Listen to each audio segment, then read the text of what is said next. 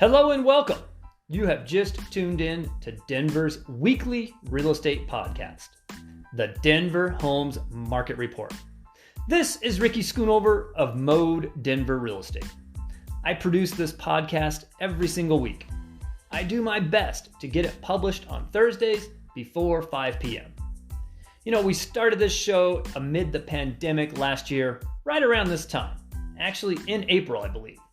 So we have done a full year of weekly episodes, and now we are into our year number 2, and this is our 4th episode for this second season. You know, last week we went over why in real estate it is best to keep transactions at an arm's length. And what that means is we want the transaction to be honest, transparent, and friendly. However, there is a delicate dance and balancing act to make sure they do not get too friendly, or really that they do not get too personal and therefore emotional. When the transaction is humming along and everything is falling into place, that's great. But there are some milestones during that process. And if emotions get in the way of smart business decisions, there can be some tense moments where the emotions take over. And that is generally a bad idea in real estate and in business. We want fair and honest dealings. That's important. But what is also very important is to keep the transaction at an arm's length throughout the process. The last thing you want to happen is for your deal to fall apart and there be some bad blood where one or both parties feel it was a personal bias. Whether that is a perceived bias or real discrimination, it fuels animosity and it triggers legal actions. Nobody wins when these types of situations come up. And luckily, and due in part, by keeping brokers on both sides of the deal. These cases are pretty rare compared to all the deals that start out as arm's length and end with both the buyer and the seller feeling like they got what they needed from the transaction. Okay, so that was last week.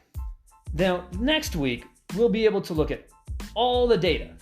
If you are a listener to the show, you know after the first of each month, we do a little comparison where I go back to last year for the same month and we look at how many homes we sold.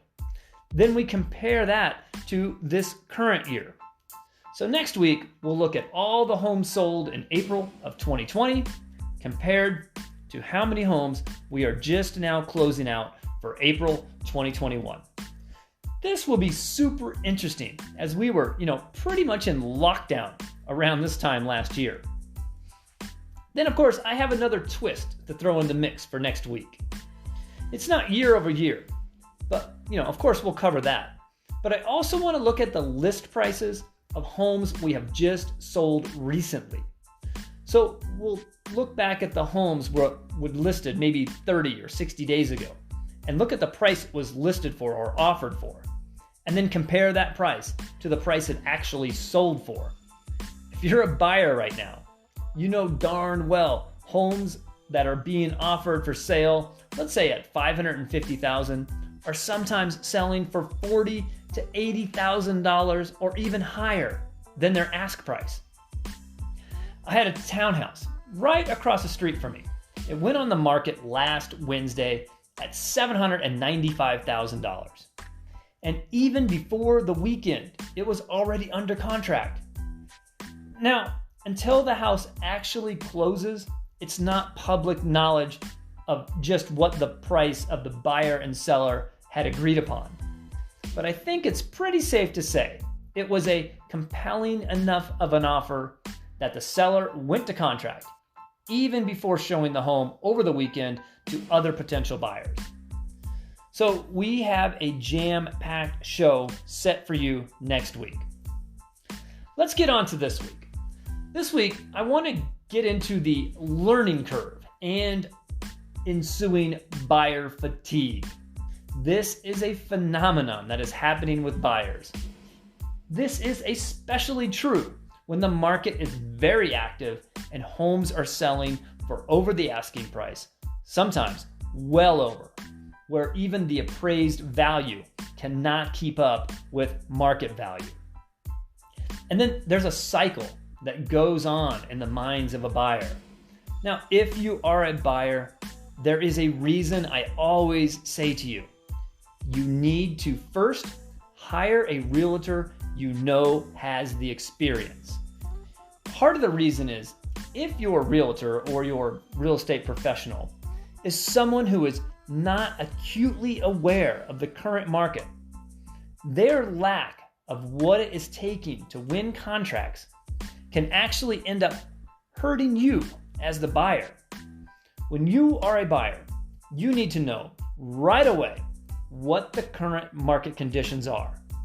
You need to have confidence that your realtor knows how to write a winning offer. And then you need to be 100% bought in to the idea and have that confidence in your realtor that they are guiding you properly. Let me share with you a real life scenario here. I met a couple of buyers just a couple of months back. When I first started to coach them, I was pretty honest with them. The market is really brisk right now. Homes are selling quickly and they are going for well over asking. So then, of course, the obvious question, well, how much over asking?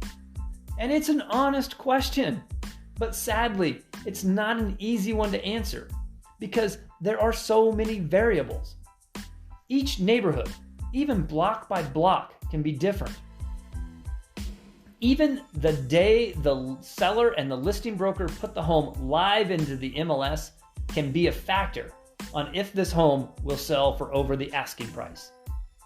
There are many restrictions in seeing homes right now.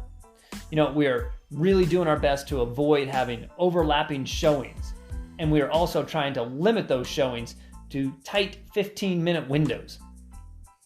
You may call your realtor on Thursday and say, "Hey, Ricky, I would love to look at that new listing, but we can't get free until Saturday at 1 p.m. I reply, "Of course, let me set that up." Then when I go into the scheduling system, every single little 15-minute window that was once available for appointments are all 100% booked. You cannot even get a time slot, and therefore you cannot get an access code to get into the property. Or I get lucky, and yes, there are some time slots available, and I go ahead and book our showing.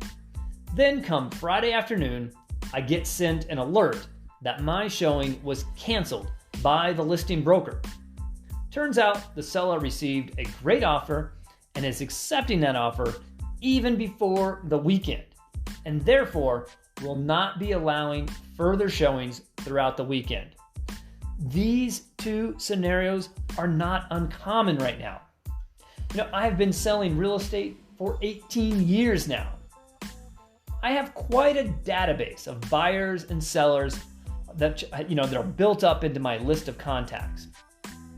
Just a few years back, a potential buyer could call me on any given day, even on Saturday, and ask, "Hey, Ricky, can we go tour this home this afternoon?" And I'd say, "Sure." Within minutes, I'd have an appointment set up. This is no longer the case.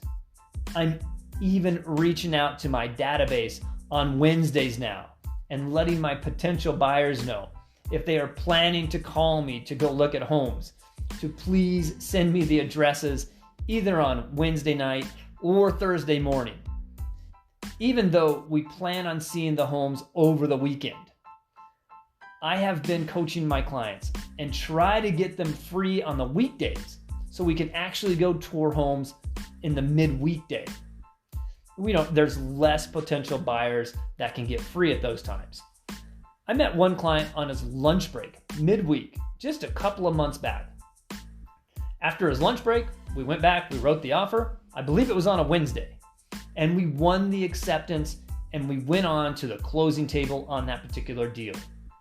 We wrote a strong offer, but we only gave the seller 24 hours to decide if they wanted to roll the dice They could accept our offer, or they could let our deal expire in hopes for stronger buyers over the weekend.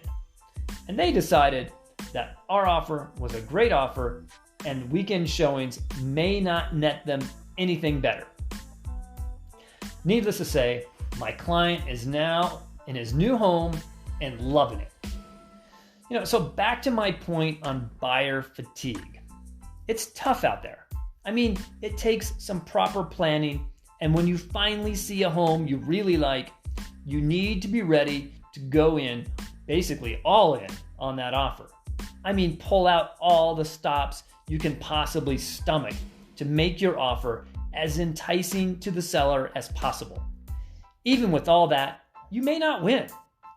I have one more huge obstacle to point out.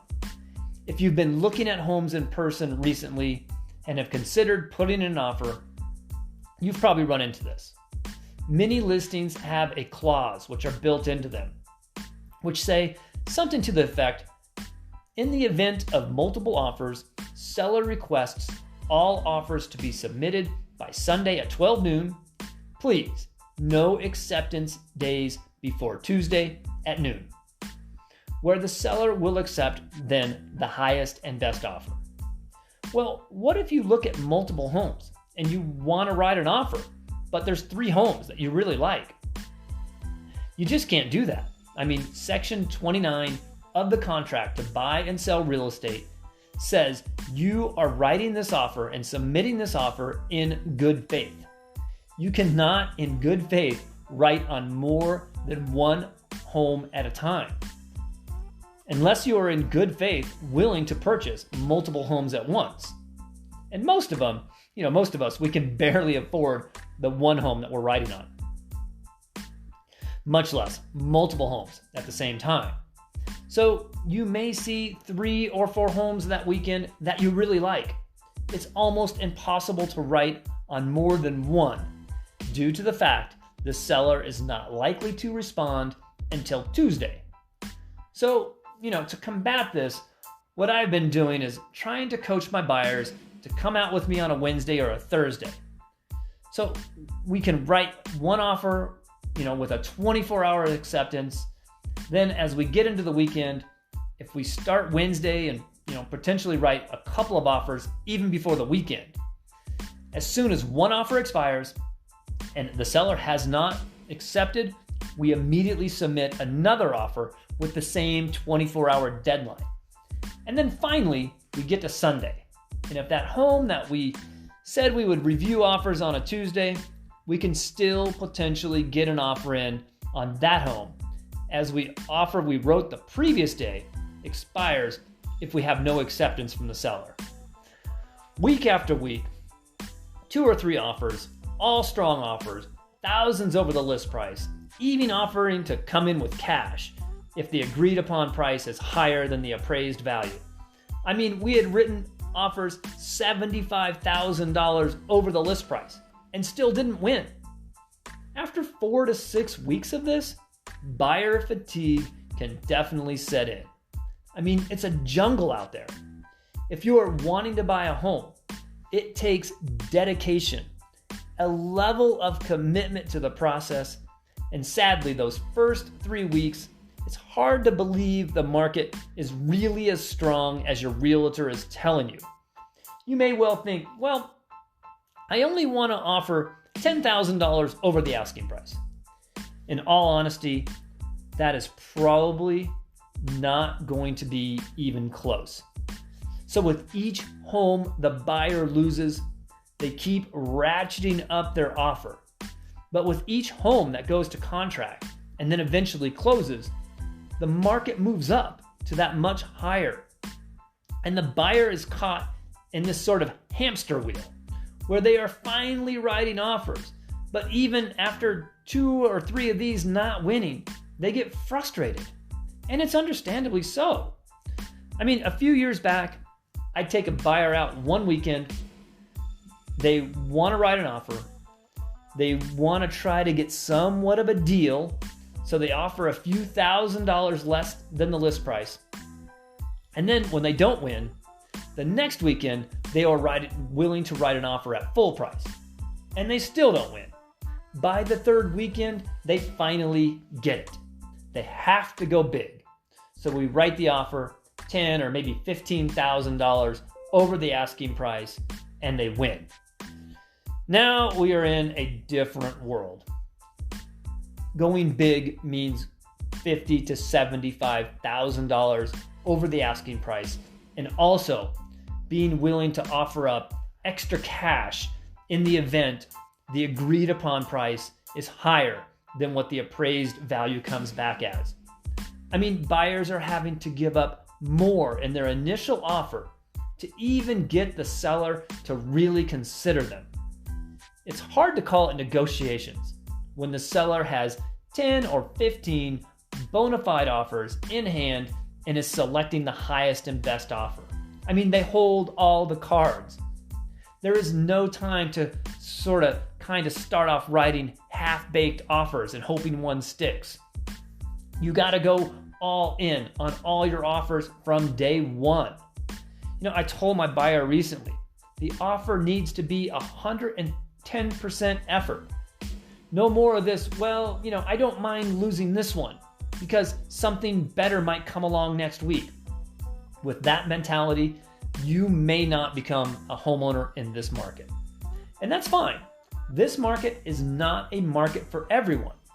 But at least for now, I would bet my bottom dollar those who have bought a home over the past even decade have all, and I mean all, 100%, all buyers who have bought homes in the past 10 years here in the greater Denver metro area, they have all made money.